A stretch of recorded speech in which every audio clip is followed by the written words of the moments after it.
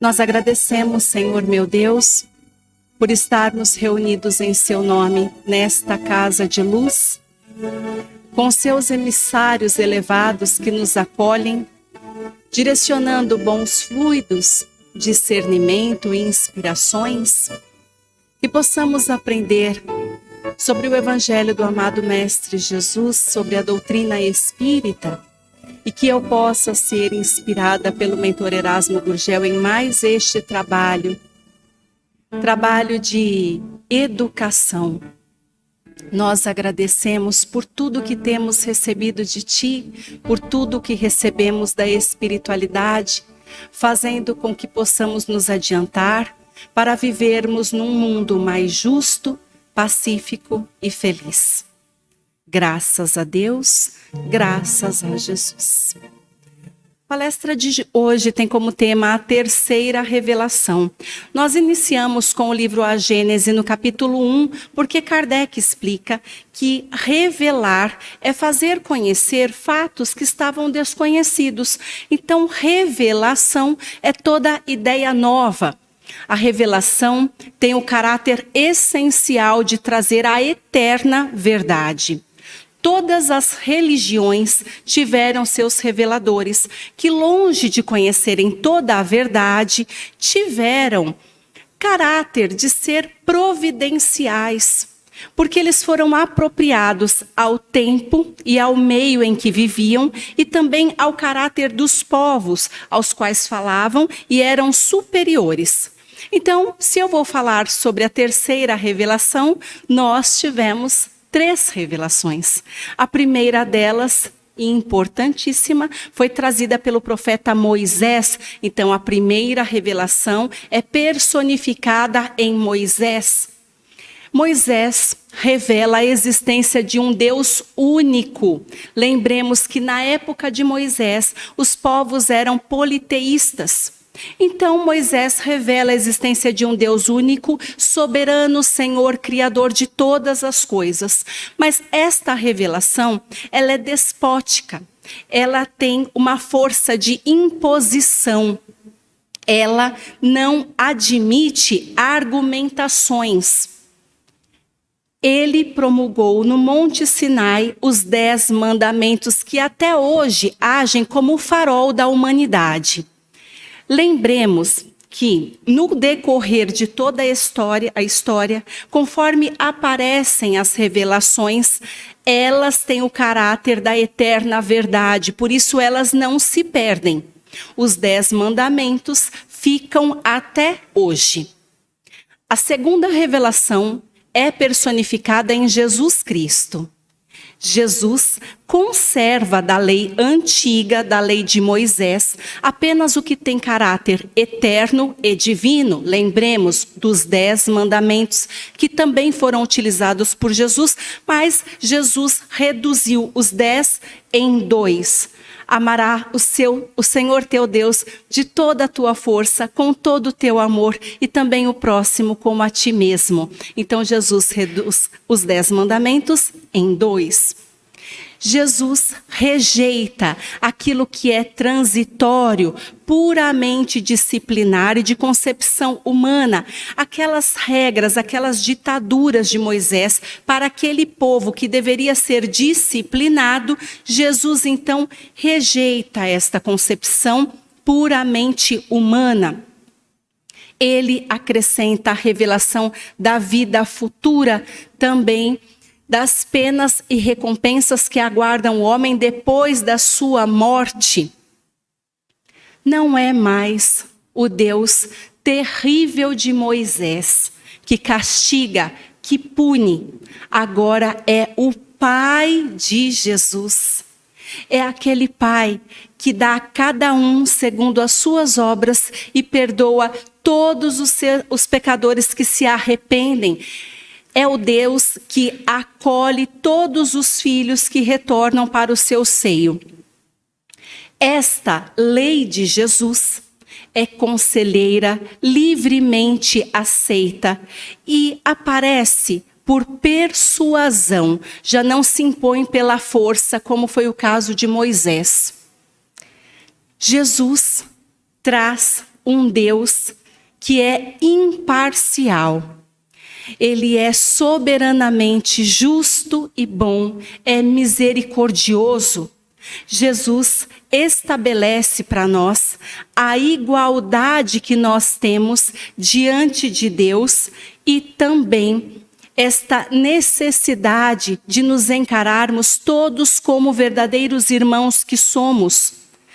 Por isso, Jesus traz para nós a necessidade da caridade e da igualdade, da fraternidade universal. Mas esta revelação que Jesus traz sobre os verdadeiros atributos de Deus, também sobre a imortalidade da alma, e por que nós falamos que Jesus traz isso? Porque Jesus deixa claro que ele não morre na cruz. Jesus, com suas aparições, ele deixa claro que apenas quem morre é o corpo físico. Mas o Espírito é eterno e é ele que traz esta revelação da imortalidade da alma. Isso, mas o advento da vida futura faz modificar as relações entre os homens, modifica as concepções, faz encarar tudo de modo diferente, modificando os costumes e as relações que nós temos entre nós.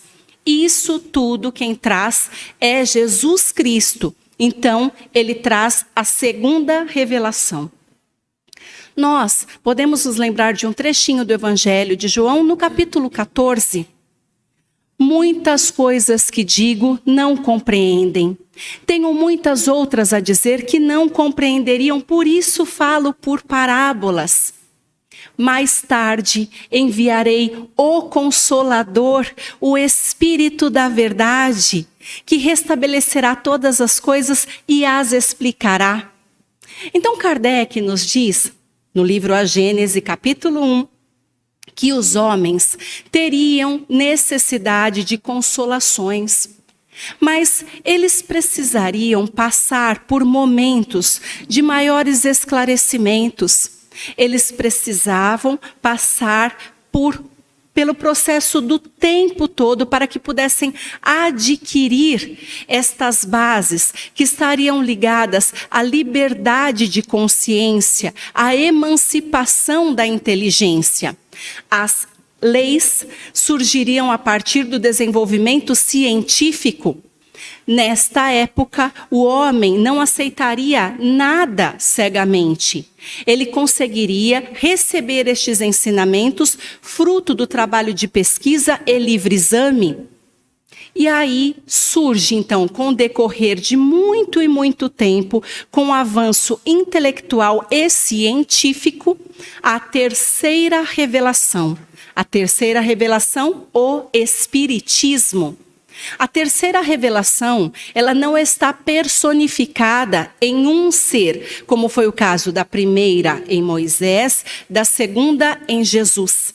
Porque a terceira revelação tem um caráter coletivo. Ela surge em milhares e milhares de pontos no mundo inteiro, surge em milhões de pessoas de todas as idades e condições. Nós estamos falando dos médiuns. Como foi predito em Atos capítulo 2, versículos 17 e 18, eu derramarei o meu espírito sobre toda a carne, vossos filhos e filhas profetizarão, os jovens terão visões e os velhos sonhos. Isso já estava predito, isso aconteceria. A mediunidade acontece então em milhares de pontos sobre a terra, atingindo pessoas de todas as idades, sexos, condições sociais, mediunidade que ainda hoje nós sabemos existe em todas as pessoas, mas uns de forma muito ostensiva, e é isso que nós podemos verificar aqui no trabalho mediúnico que acontecerá logo mais, outros mais simplória, mas todos nós temos mediunidade, porque esta mediunidade está relacionada ao nosso organismo físico. uma glândula que consegue trabalhar esta relação com o mundo espiritual e nos permite ter esta sensibilidade que favorece a comunicação do plano físico com o plano espiritual.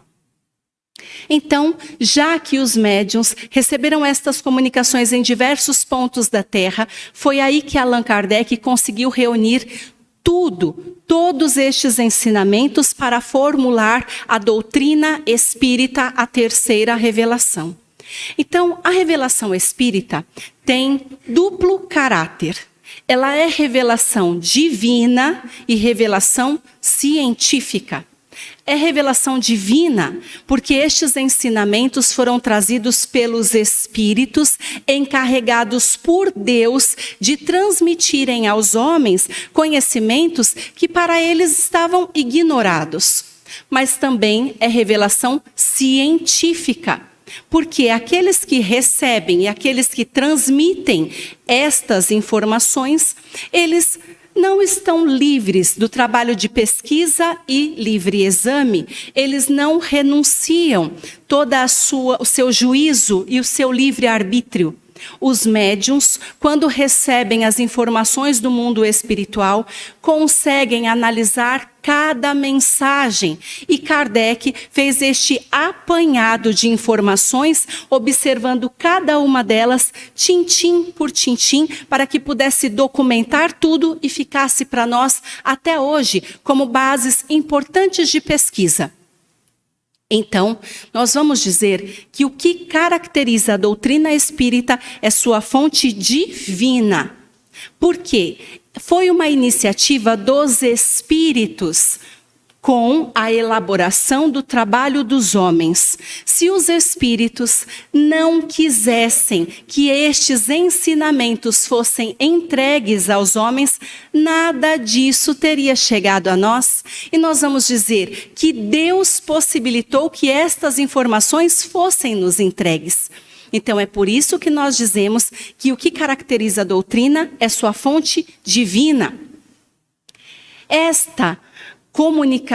Toda esta comunicação que aconteceu por toda a Terra e que permitiu que Kardec fizesse todas as observações e estudos, tudo isso modificou profundamente toda a concepção dos homens, porque modifica os costumes, o caráter, a crença e também os hábitos das pessoas, interferindo nas nossas relações sociais. Tudo o que os espíritos enviam e que nós podemos analisar faz com que questionemos o nosso modo de vida e também com que possamos relacionar a forma com a qual vivemos e a forma com a qual iremos viver no mundo espiritual. Portanto, Kardec diz que, pelo Espiritismo, o homem sabe de onde veio, para onde vai, por que está na terra, por que sofre. Em toda a parte pode ver a justiça de Deus. Também nós podemos perceber que todas as almas progridem a partir de existências ininterruptas. Muitas e muitas existências que são apropriadas para que o homem vá se elevando progressivamente até alcançar um grau de perfeição que possa se aproximar do Criador, que possa se aproximar de Deus. Ele ainda afirma que todas as almas, todos nós, tivemos o mesmo ponto de partida, ou seja, fomos criados simples e ignorantes. Todos nós temos a mesma essência, todos nós temos a mesma aptidão para progredir pelo livre-arbítrio e todos nós teremos a mesma destinação, que é nos tornarmos perfeitos. Independente dos percalços que tivermos, independente se eu estou me adiantando de uma forma muito rápida ou vagarosa em comparação a você, mas todos nós alcançaremos a perfeição.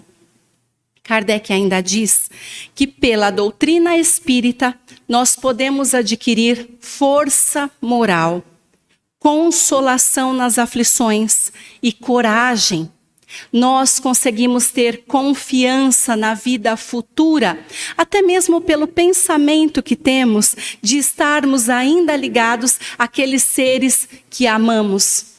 Nós podemos acreditar que aqueles seres que tanto amamos e que desencarnaram ainda estão ligados a nós.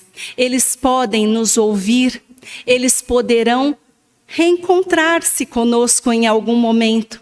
E isso nos traz conforto, nos traz confiança em dias melhores, inclusive na vida futura.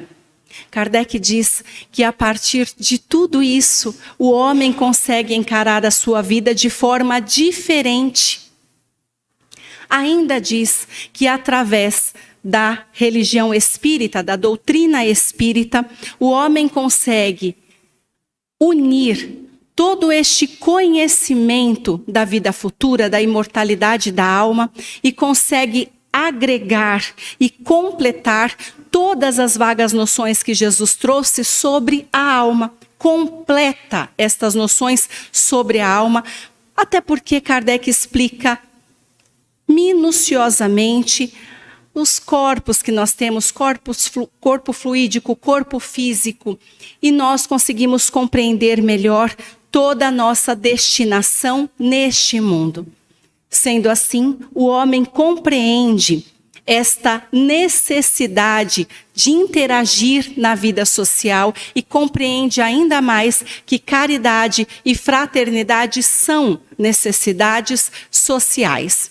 No Evangelho segundo o Espiritismo, capítulo 1, nós podemos ler que a doutrina espírita, ela consegue trazer para nós as relações entre mundo físico e mundo espiritual.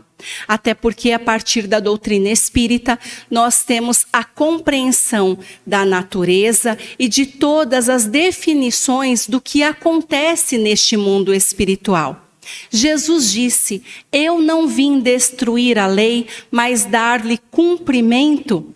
E o Espiritismo diz: eu não vim destruir a lei cristã, mas cumpri-la. Então, o Espiritismo não ensina nada diferente do que Jesus ensinou. Pelo contrário, completa, explica em termos claros para todos. Vejam, nós falamos da primeira revelação e dissemos que o que tem de mais glorioso na revelação de Moisés são os 10 mandamentos. Nós falamos da revelação de Jesus com inúmeras informações que modificaram o costume e as relações dos povos. E o Espiritismo traz todas as informações do mundo espiritual e nossa interação com este mundo espiritual, mas não descaracteriza a primeira e a segunda revelação. Muitos de outras religiões, quando não conhecem o Espiritismo, podem até se surpreender do quanto nós falamos sobre Jesus e de todos os seus ensinamentos. Justamente por isso, porque o Espiritismo está fundamentado em Jesus, no seu Evangelho, e simplesmente vai completar e explicar racionalmente o Evangelho do amado Mestre Jesus. No livro O Espiritismo Aplicado, de Eliseu Rigonati, ele fala justamente isso. A religião espírita visa trazer o despertar para a imortalidade da alma, revelar a evolução permanente de todos os seres, libertar as consciências humanas e explicar racionalmente o Evangelho de Jesus. E é com isso que nós trazemos as reflexões de hoje. E eu pergunto, será que todos nós que estamos aqui nascemos espíritas? Nós estávamos já inseridos em famílias espíritas? Eu não. Quantos, como eu, não vieram de outras religiões? Eu vim da religião católica. Por favor, levantem a mão aqueles que vieram de outras religiões. Religião católica, religião evangélica, em tantas outras religiões. Será que nós, que viemos de outras religiões, chegamos na doutrina espírita por quais motivos? Eu cheguei profundamente perturbada por conta da minha mediunidade e consegui na doutrina espírita realizar todas as elucidações sobre os fatos mediúnicos. Eu consegui controle mediúnico, eu consegui disciplina mediúnica, eu consegui informações apropriadas sobre a mediunidade. Existem aqueles tantos que chegam atraídos pelo evangelho do amado Mestre Jesus, à luz da doutrina espírita, por todas as informações e esclarecimentos que esta doutrina de luz pode fazer do evangelho do Mestre. Tantos outros vêm envolvidos com os atos caritativos, com a oportunidade de atuarem, fornecendo amparo, amor e atenção a todos os irmãos que estão desamparados na sociedade. Ou seja, a doutrina espírita nos faz aproximar uns dos outros, sabendo todos nós que, independente de nossas religiões iniciais, ou mesmo se nossos irmãos têm outras religiões, como disse o amado Mestre Jesus, o que deve nos unir é o amor a Deus.